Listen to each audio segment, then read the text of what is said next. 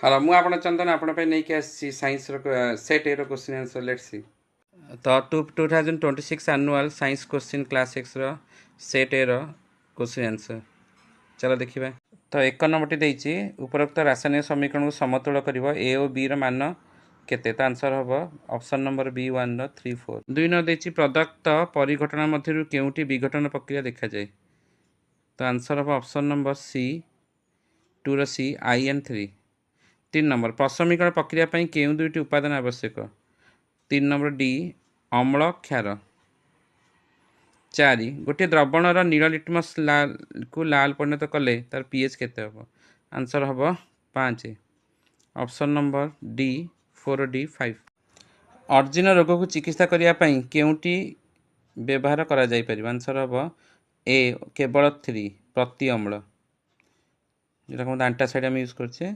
6 number answer Kota भूल अच्छी answer हम ए साधारण तापमात्रा समस्त धातु कठिन अवस्था रहे 6 रो ए।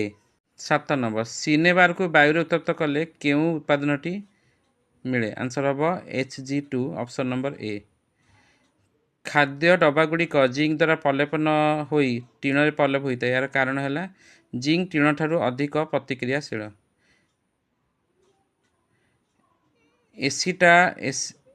एसिटाल डिहाइड्रेट थिबा सक्रिय ग्रुप संकेत आंसर हम CHO ऑप्शन नंबर बी 9 रो बी 8 रो ए 7 रो ए। निम्नत केउ हाइड्रोकार्बन यौगिक दहन हेले कला धुआं निकले आंसर हम ऑप्शन नंबर ए C2H6 10 रो ए। तुम्हें घरे तैयारी करथिबा आचार को बेसी दिन संरक्षण करने केउ पदार्थ व्यवहार कर आंसर हम उभय बी एंड सी लुण और इथेनिक एसिड दुटा को यूज कर आंसर हम ऑप्शन नंबर 11 डी। न्यूलैंड को अष्टक नियम केउ पर्यंत प्रযোज्य आंसर हम 12 रो बी सी ए। तो 13 नंबर हम बी सी ए ठारू कम प्रतिक्रियाशील। तुम्हें उत्तल दर्पण फोकस पोल मध्य ठिया होइछ तुम प्रतिबिंब आकार किपर हो आंसर हम क्षुद्र हम ऑप्शन नंबर सी 14 सी 15।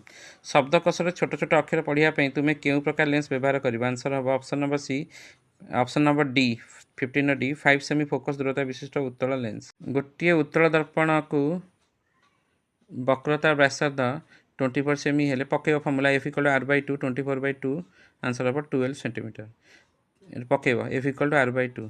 तुम्हें देखुवा वस्तु को प्रतिबिंब चक्षुर केउ अंश सृष्टि आंसर हम 17 बी मुकुरिका। तो 18 ए आंसर हम 18 ए। लाल वर्ण विपद संकेत व्यवहार करा जाए कारण कौन लाल वर्ण तरंग दैर्घ्य सर्वाधिक आ लाल वर्ण आलोक कुहुड़ी अत्यंत कम विचलित हुए आंसर हम 18 नंबर ए। तो 19 number formula V equal W by Q जो आंसर हम joule per coulomb option number A 20 एटा I equal to V by ए आर पकेब 220/1110 आंसर हम 2 एम्पियर 20 रो डी 2 एम्पियर आंसर हम 20 रो डी 2 एम्पियर सॉल्व करिया देछि 2 2 ओम कोन अछि पैरेलल अछि ताकू करबो कला पर आर इक्विवेलेंट बाय करियो 1 + 2 = 3 ओम आंसर हम ऑप्शन नंबर बी 3 ओम। गोटिए विद्युत स्रोतधारी दीर्घ सड़क सरणीट अंशर चुंबक क्षेत्र आंसर हम ऑप्शन नंबर डी सबुठारु समान। गोटे तंबातर कुंडली गोटे चुंबक क्षेत्र घुरुची उत्पादित प्रेरित विद्युत प्रवाह दिगरे केतले परिवर्तन हम आंसर हम ऑप्शन नंबर सी अर्ध गुणन पर 23 रो सी एटर पड़थिबो जेटा अर्ध गुणन पर हुए आंसर हम 23 रो सी। गोटे प्रोटॉन एक चुंबक क्षेत्र में मुक्त भाव गढ़ी गति करुच्ची धर्मगुड़िक मध्य केउटी परिवर्तन होता है आंसर ऑप्शन नंबर सी परिवेग संवेग। लघु पथन होइथिबा परिपथरे विद्युत प्रवाह किपरि परिवर्तन घटे आंसर हम ऑप्शन नंबर डी बहु परिमाण रे बढ़ी जाए 25 रो डी। केउ ग्रंथिरु एंजाइम और हार्मोन खेलित हुए आंसर हम अग्नाशय 26 रो सी। केल्विन चक्र केउ पर्यायर ग्लूकोज संश्लेषण ऑप्शन नंबर 27 बी द्वितीय। केउ उत्पादन अम्लजान अभाव पेशी कोष शोषण मिलता ऑप्शन नंबर 28 रो सी लैक्टिक अम्ल। 29 कोटा ठीक अच्छी डीटा ठीक अच्छी 30 रहा बी संलग्न बल केउ बल जो सर्वदा जाइलेम भित्ति लगी रहे आंसर हम संलग्न बल ऑप्शन नंबर 30 बी। 31 मनीष शरीर में अम्लजान विहीन रक्त संचारण सब केउटी ठीक आंसर हम ऑप्शन नंबर सी दक्षिण पटर अलिंद नील मध्य दे रक्त प्रवाह हुए। 32 सुस्थ कौन न थाए उपादान रोगर सूचना आंसर हम ग्लूकोज 32 रो बी କାରଣ ଡାଇବେଟିସ୍ ହେଇଯିବ। କେଉଁ ଉଦ୍ଭିଦ ଉପଜାତ ପଦାର୍ଥ ନୁହେଁ? ଆନ୍ସର୍ ହେବ ୟୁରିଆ। 33ର ଡି।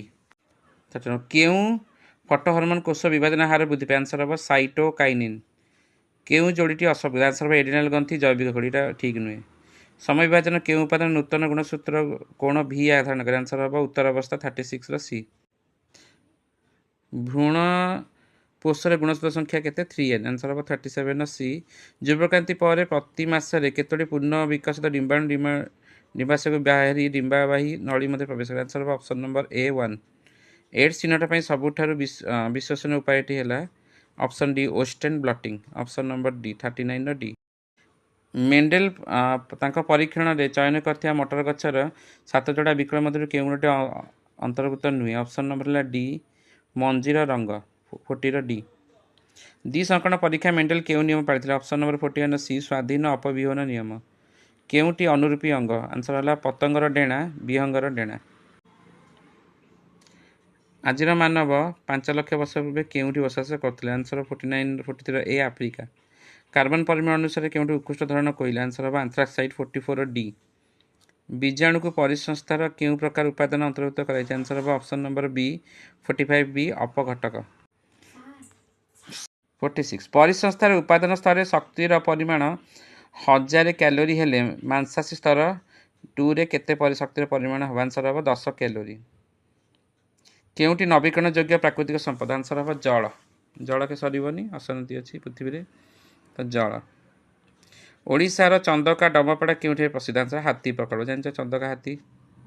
କରୋନା ଭୂତାଣୁ କେଉଁ ବର୍ଗର ଅନ୍ତର୍ଗତ? ଆନ୍ସର୍ ହେଲା ନିଡୋଭିରିରାଲେସ୍।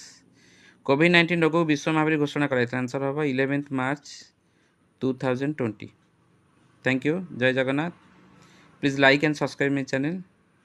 Thank you. ଆପଣ ଆନ୍ସର୍ ଶୁଣନ୍ତୁ ଆଉ ନିଶ୍ଚୟ ସବସ୍କ୍ରାଇବ୍ କରିବାକୁ ଭୁଲନ୍ତୁ ନାହିଁ। Please like and subscribe. Thank you.